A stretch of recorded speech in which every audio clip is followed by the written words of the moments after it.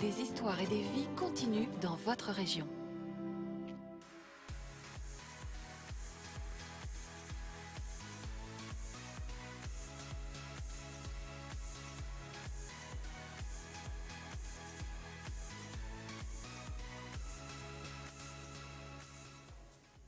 Bonjour à tous et soyez les bienvenus sous le soleil de Beaucroissant pour la 794e foire de Beaucroissant, foire célèbre dans la région, foire d'automne également. Nous allons donc passer une petite demi-heure à faire la foire ensemble avec quelques invités qui vont m'accompagner pendant cette tranche d'émission. Et le premier d'entre eux, c'est monsieur Serge Papagali. Bonjour Serge. Bonjour à tous. Alors Serge, comédien, metteur en scène, on va en parler bien sûr, on parlera de votre actualité également. Vous êtes un habitué de la foire ? Ah oui, moi j'y puise pas mal d'idées dans cette foire merveilleuse et ancienne, on va en parler. Et puis c'est mes racines paysannes aussi qui sont là. On en parlera également de vos racines paysannes. À mes côtés également monsieur le maire de Beaucroissant. Bonjour, Georges Sivet. Quelques chiffres sur la foire, des chiffres qui font...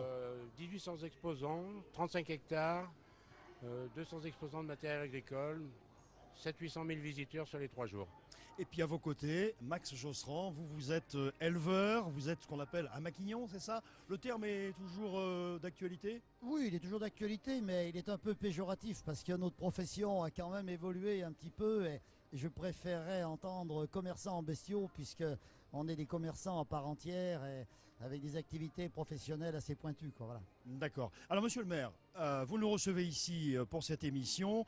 La foire de Beaucroissant, c'est le rendez-vous de l'automne. Il y a également un rendez-vous au printemps. C'est une petite foire, c'est la petite sœur? C'est la petite sœur, la foire printemps, qui elle est née qu'en 1836, mais que nous avons réinstaurée en 1960 seulement. D'accord. Alors, vous parlez de 60, on va voir des images de 1955. La foire à une certaine époque, ça fait quelques années déjà. Qu'est-ce qui a fondamentalement changé depuis les années 50 dans la foire? L'organisation, l'étendue, la sécurité, la professionnalisation des marchands de bestiaux. Puisqu'avant, c'était que des agriculteurs qui venaient avec 1, 2 ou 3 vaches. Et aujourd'hui, ce sont des commerçants. Oui, donc on a vu avec l'évolution de la foire, sont arrivés des commerçants, des camelots, on peut le dire, sûr, qui vendent un petit peu de tout. On en recevra une tout à l'heure d'ailleurs, une camelote, je ne sais pas si on dit comme ça, d'où les chapeaux qui sont ici. L'évolution principale, c'est commercial aussi. C'est un chiffre d'affaires qui est en hausse chaque année, qui est stable. Alors le chiffre d'affaires des commerçants de la foire, bien sûr, nous ne le connaissons pas. Nous connaissons uniquement le chiffre d'affaires que nous faisons en louant nos emplacements. Bien évidemment, il est en augmentation tous les ans, même si nos tarifs resteraient modérés. Alors, vous évaluez, paraît-il, j'ai lu ça quelque part, votre chiffre d'affaires en fonction du volume de consommation des boissons. C'est un indicateur? C'est un indicateur, c'est un indicateur. Le nombre de voitures aussi? Le nombre de voitures dans les parkings, c'est très difficile d'avoir des statistiques par les particuliers puisque ce n'est pas nous qui l'organisons. C'est pas vous qui l'organisez? Les parkings, non. C'est privé. C'est toute une organisation, on ne se rend pas compte. Quand on reçoit comme ça presque 1 million de personnes sur 4 jours, c'est phénoménal maintenant. C'est toute la commune qui est à vos côtés aussi pour des bénévoles aussi qui aident à cette foire? Non, il y a peu de bénévoles, il y a uniquement le personnel communal, 14 personnes, et le conseil municipal, 15 personnes. Et c'est une véritable entreprise alors? C'est une entreprise, c'est notre entreprise, c'est 5 permanents à l'année dans notre personnel communal. C'est le jour J de l'année où tout le village se mobilise et des gens viennent de toute la France finalement. De toute la France, on a dénombré 70 départements en fait, présents sur la foire, aussi bien en commerçants qu'en visiteurs, au travers des sondages faits des parkings. Et bien sûr, nous organisons ça depuis très longtemps, quoi. Alors on va revenir aux origines de cette foire. On la situe, on a dit tout à l'heure, 794e foire Beaucroissant, mais ça remonte à beaucoup plus loin. Je vous propose de découvrir un peu les origines de cette foire qui est née aux environs du XIIIe siècle, certains disent même encore avant. Et elle est surtout née suite à un cataclysme qui est dû au lac Saint-Laurent qui a débordé il y a bien longtemps de cela. Reportage Joël Serroni et Cédric Picot, et on se retrouve après avec mes invités. Sur la colline qui domine le bourg de Beaucroissant, le domaine de Parménie, un lieu de recueillement et de prière. Ici, on est dans la partie la plus ancienne de Parménie. C'est une citerne qui gardait l'eau. Depuis le haut Moyen-Âge, on pense que ça pouvait remonter au IIIe siècle, mais sûr au VIe siècle. La technique utilisée, c'est celle des Romains. Donc, des blocs bien taillés, qui ne sont pas d'ici, et puis surtout le ciment, l'enduit rose, le même qu'on retrouve au pont du Gard.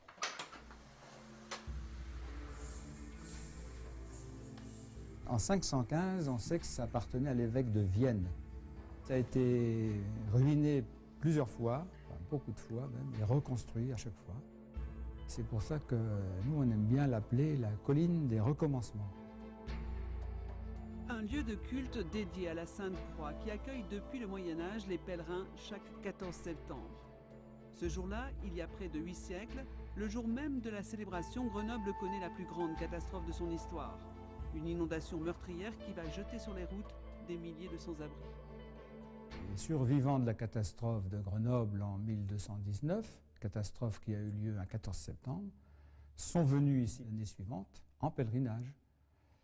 Et c'est ce qui marque le début officiel de la foire à Beaucroissant, parce qu'il y a eu un afflux de monde plus important que les fois précédentes, quoi.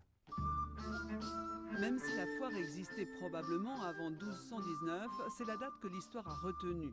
Et depuis maintenant 794 ans, la Beaucroissant vient transfigurer l'espace de quelques jours ce petit village rural. Je compare toujours cette foire à une vieille dame qu'il faut ménager avec douceur. Elle s'est adaptée au temps moderne, ce qui n'a pas été facile. Ce que les gens recherchent, c'est ce côté traditionnel, un peu fouillis, mais fouillis organisé. C'est vrai que vous pouvez avoir des stands les uns à côté des autres qui sont totalement différents, mais c'est ce qui plaît aux gens. Pour connaître une telle longévité, il faut s'adapter. 1200 habitants pour 1800 exposants, tout doit être pensé et redimensionné. À l'image de l'école qui ouvre cette classe supplémentaire 2 fois par an, une semaine avant la foire, pour les enfants de forains. On les attend, ces enfants, parce que souvent ce sont des enfants qu'on revoit chaque année. Donc les enfants de Beaucroissant sont heureux de les retrouver, ils retrouvent des copains. Voilà. Moi, je retrouve les familles et c'est agréable. C'est bien, on les attend en fait. Si l'école est fermée pendant la durée de la foire, la gare, elle, reprend du service, car il y a longtemps que le train ne s'arrête plus ici. Alors, pendant 3 jours, l'arrêt Beaucroissant va revivre, rappeler quelques souvenirs aux anciens du village, qui profitent des derniers moments de calme avant l'arrivée des 800 000 visiteurs attendus ce week-end. Depuis 8 jours, ça dure, et puis 8 jours avant, 15 jours après, c'est lassant. Par moment, c'est lassant, puis je suis pas chez moi. Je ne peux pas sortir, je peux rien faire. Dédé garde pourtant le sourire, car il est ce que l'on peut appeler un enfant de la Beaucroissant. Né un 14 septembre, il y a de cela 80 ans, il a toujours vécu au cœur de la foire.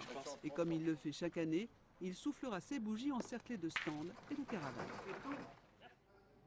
Serge, cette histoire incroyable, un lac qui déborde, qui inonde toute une région et qui donne naissance à cette foire de Beaucroissant, ça serait presque une fiction? Oui, et c'est un truc drôle que je remarque également, c'est qu'un lac qui déborde a créé autant de buvettes en fin de compte.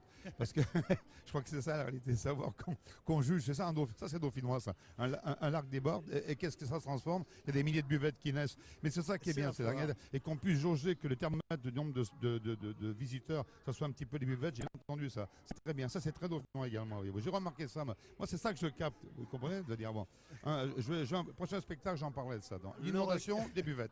Voilà. Le regard de Serge Papagali, évidemment décalé. Monsieur le maire, les manants, ça vient d'où ce terme? C'est un terme qui est curieux. C'est un terme usité, c'est les paysans, c'est les gens qui avaient peu de boulot et qui n'étaient pas très très riches en fait. Et c'est un terme qui est resté. Je l'ai revitalisé avec notre bulletin municipal parce que je trouvais que c'était plus vrai. Tout le monde nous appelle les manants dans la région. Alors un petit mot, je sais que vous êtes relativement pressé, que vous avez peu de temps à nous accorder parce que vous êtes très sollicité. Cette foire, son avenir, vous le voyez comment? Positif? Des difficultés à surmonter? Nous le voyons positif. Le monde agricole, c'est un monde qui continue à se développer. C'est un monde où il y a peu de chômage, je dirais. Il y a beaucoup d'activités. Et les commerçants viennent ici pour faire des affaires juste avant la fin de l'année. Bien. Donc elle a encore de belles années Nous devant elle, l'espérons, cette fois. fortement. Max Jostran, vous êtes, je le disais tout à l'heure, maquignon, éleveur donc, négociant également. Ça, c'est un métier qui tend à disparaître aussi. Comment on explique cette disparition des maquignons? Disparition parce qu'il y a la diminution du cheptel. Hein. On voit quand même le cheptel français diminuer. Aussi peut-être toutes les attaques que peut subir la vache, hein, parce qu'elle subit beaucoup d'attaques. Hein. Les attaques, vous voulez dire? Des attaques. Des maladies? Non, elle pollue. On pourrait presque vivre sans vache. Et aujourd'hui, on peut presque être très inquiet sur l'avenir de nos bovins.